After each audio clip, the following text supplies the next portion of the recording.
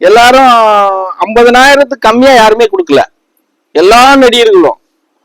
விஜய் எவ்வளவு கொடுத்தான் தெரியுமா? வெறும் 500 ரூபாய் கொடுத்துட்டு வந்தான். எப்படி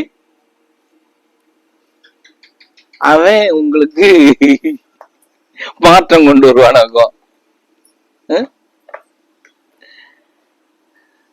இன்னும் அதுக்குள்ள இன்னொரு விஷயத்துக்கு போங்க. அவன் பல கோடி சம்பாரிச்சிருக்கிறான். அது அவனுடைய உழைப்பு. அவன் கஷ்டப்பட்டான், ஓடினா, வந்தான், சம்பாரிச்சான். அதை நம்ம அவனை குறை சொல்ல முடியாது. ஆனா அவனுக்கு 2 குழந்தை இருக்கு, மனைவி இருக்கா, அப்பா அம்மா இருக்கு.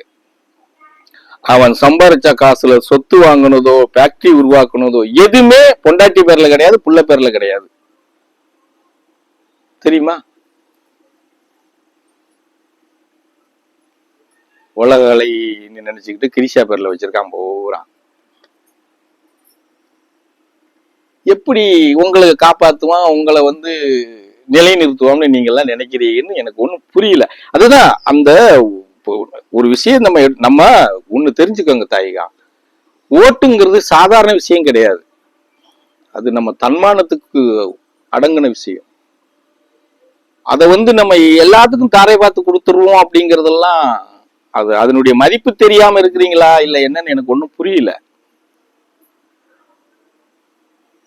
ஓட்டை ஒருத்தர் காசுக்கு நம்ம விக்கிறோம்னாலே, எப்படி சொல்றது, அக்கா தங்கச்சி தாய் நம்ம உள்பட, அது எப்படி சொல்றது, வேசிக்கு அடையாளம் தான் அதெல்லாம்.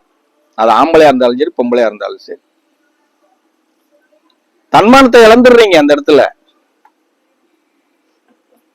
அப்ப அது நமக்கு எவ்வளவு பவர் உள்ளது, அதை நம்ம எப்படி வச்சிருக்கணும், எப்படி நமக்குன்னு ஒருத்தன் என்ன இருக்கும் அதை பார்க்கணும். சும்மா பாட்டு பாடுறான், போறான், வாரான், அதெல்லாம் பார்த்தெல்லாம் நம்ம ஓட்டு போடுறோம் அப்படின்னா, அப்ப நம்ம எப்படி சொல்றது,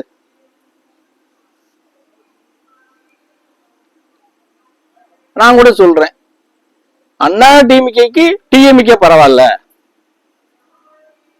இந்த தடவை அவங்களே ஜெயிச்சு வரட்டும் அப்படின்னு தான் சொல்லிட்டு இருக்கேன். ஏன்னா அவன் வந்தா இன்னும் நம்ம படுமோசமாகி போயிடுவோம். ஏன்னா பிஜேபி காரன் என்ன கூத்தடிக்க போறானே தெரியல. இப்போ 3/4 நம்ம சங்க நெரிச்சிட்டாங்க, வந்துட்டாங்க, கழுத்து மட்டத்துக்கு கொண்டு வந்துட்டாங்க. இன்னும் பவர் கையில வந்துருச்சுன்னா எப்படி இருக்கும் சொல்லுங்க பாப்போம்.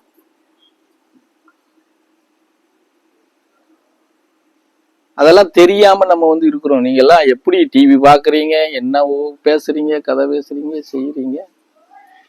ஆனா வாழ்க்கையின் ஒரு முறையை எங்க எப்படி வச்சிருந்தா சரியா இருக்குங்கிறது.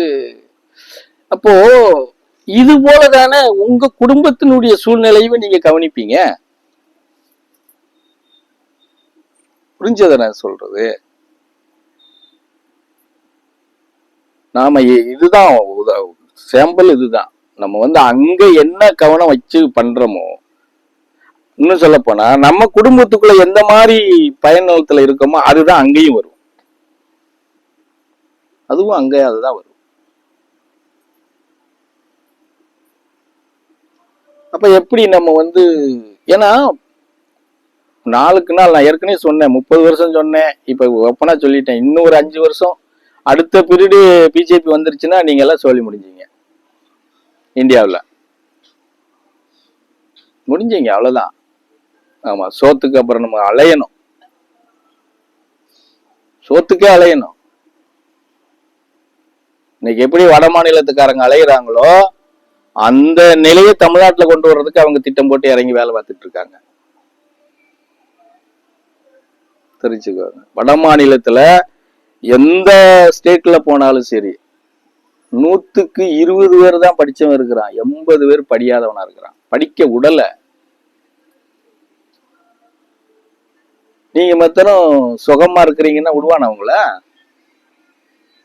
அதெல்லாம் எடுத்தா நீங்க தமிழ்நாட்டுல எவ்வளவோ ராஜா மாதிரி இருக்கிறீங்க. வட மாநிலத்துல இருந்து பீகாரு, ஜார்க்கண்டு, இப்படி ஏரியாலாம் பார்த்தா நீங்க ராஜா தமிழ்நாட்டுக்காரங்க. அதனாலதான் உங்களுக்கு இன்னும் புரியுதல் இல்லை. புரிஞ்சதா? சரி விடுங்க, அவ்வளவுதான். தெளிவாகுங்க. என்ன கேக்குறேன்னா, சும்மா நம்ம சொன்ன நமக்குன்னு ஒரு இது இருக்கு, அதை நாம வந்து எப்பவாவது அதை வேலை செய்ய வச்சிருக்கிறோமான்னா இல்லைன்னு தான் சொல்லணும். நம்ம மூளைய நாம வேலை செய்ய வச்சிருக்கிறோமான்னா இல்லைன்னு தான் சொல்லணும்.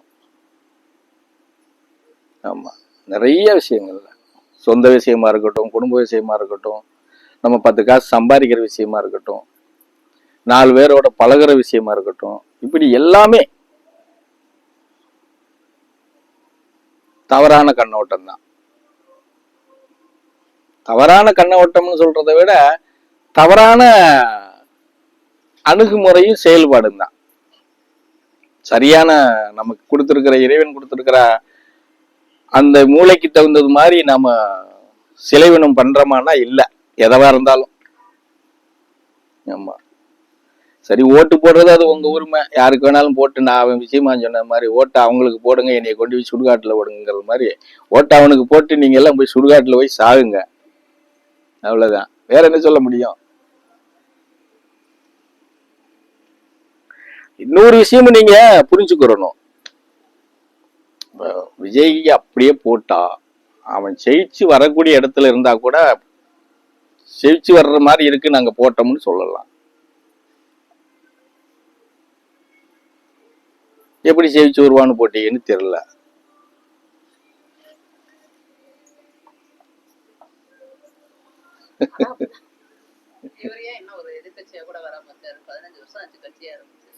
உன்ன மாதிரி ஆளுங்க இருந்தா எப்படி வருவாரு? அதெல்லாம் பேசக்கூடாது. உன்னைய வச்சுதான் மத்தவங்களை பேசணும். அவரு ஏன் வரலன்னு சொல்லக்கூடாது. நீ ஏன் வரலன்னு கேக்குறீங்களா? நீ ஓட்டு போட்டாதானே அவன் வருவான். அவன், நான் என்ன சொல்றேன்னா, உனக்காக அவன் கத்துறான், விஷயத்த சொல்றான், பேசுறான், சரியா? நீ கேட்டுட்டு பேசாம போயிடுற. ஓட்டு நீ தானே போடணும். அவர் ஏன் வராம இருக்காருன்னு கேட்க கூடாது. நீ ஓட்டு போடாம இருக்கிற. அவர் பேச்ச இன்னைக்கு புரிஞ்சுக்கிட்டவன் போன தேர்தல்ல 37 லட்சம் பேர் புரிஞ்சிருக்கான், போட்டிருக்கான். புரியுதா? போன பார்லிமெண்ட் தேர்தல்ல 37 லட்சம் பேர் அவன் பேசுனதை கேட்டு ஓட்டு போட்டிருக்கான். நீ கேட்டு போடாம இருக்கிற, அதனால அவர் வரல. இதுல என்ன? அவன் வரல, நீ போட்டாலும் போடாட்டாலும் அவர் பேசுறதவோ அவர் பிரச்சாரத்தவோ அவர் நிற்கிறதவோ ஏதாவது நிறுத்தியிருக்காரா? சொல்லு. இல்ல 240 தொகுதிகளுக்கும் ஆள் இல்லையே அப்படின்னு சொல்லி அடுத்த கட்சிக்காரனை கூப்பிட்டு நிறுத்தினாங்களா? கஞ்சா வித்தவன், சாராயம் வித்தவன், கொலைகேசுல போனவன், ரேப்பு பண்ணவன், இவங்களெல்லாம் கூப்பிட்டா வேட்பாளரை நிறுத்தியிருக்காங்க. இது யாரு கட்சியில நிறுத்தியிருக்காங்க? இப்படி சொல்லு பாப்போம். நீங்க போட்ட விசில் கட்சியில தான் நிறுத்தியிருக்காங்க. 160 பேர் அப்படி ஆளுகளை தான் நிறுத்திருக்காங்க. 160 பேரை, ஒருத்தர் 2 பேர் கிடையாது.